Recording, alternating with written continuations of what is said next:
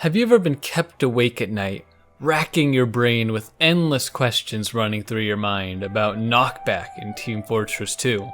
Because I know I have. I've always wondered about the numbers behind Knockback. Things like how much knockback do different weapons inflict, if it has a cap, and how much knockback can you stack up at once. And thanks to the help of the ever wonderful Professor Heavy and his vast knowledge of the Source Engine, we can answer those questions.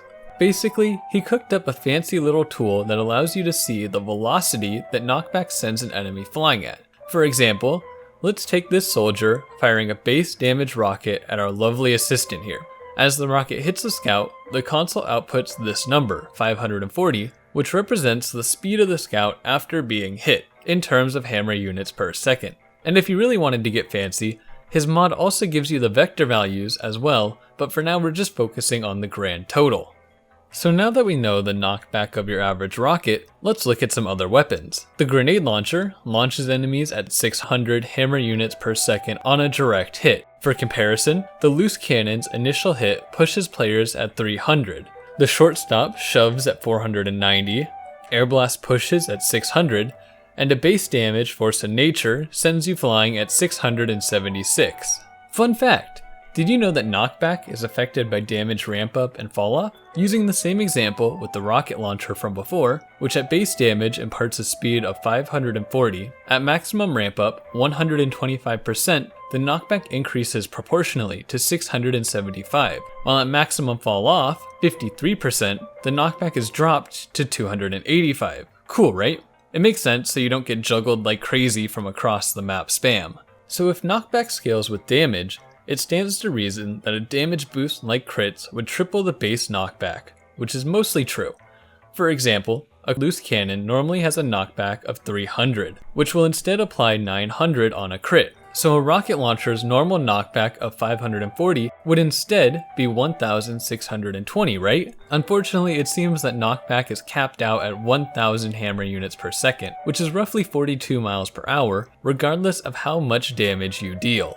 Lucky for us though, certain items, the shortstop and the thermal thruster, increase the amount of knockback taken by 25% and 50% respectively, meaning that same attack that capped out at 1000 would instead max out at 1250 for the shortstop and 1500 for the thruster. And the last thing that we need to know if we want to achieve maximum knockback is that knockback stacks additively, simply meaning that if a demo man were to detonate 2 crit stickies, it will knock the enemy back at 2000 hammer units per second, and it increases as you would expect to 8 stickies blasting off an enemy at 8000. Take it one step further with the Scottish Resistance for 14 stickies, giving us a knockback of 14,000 hammer units per second. Combine that with a pyro with the thermal thruster equip, and that increases that 14,000 to 21,000 hammer units per second, roughly 894 miles per hour.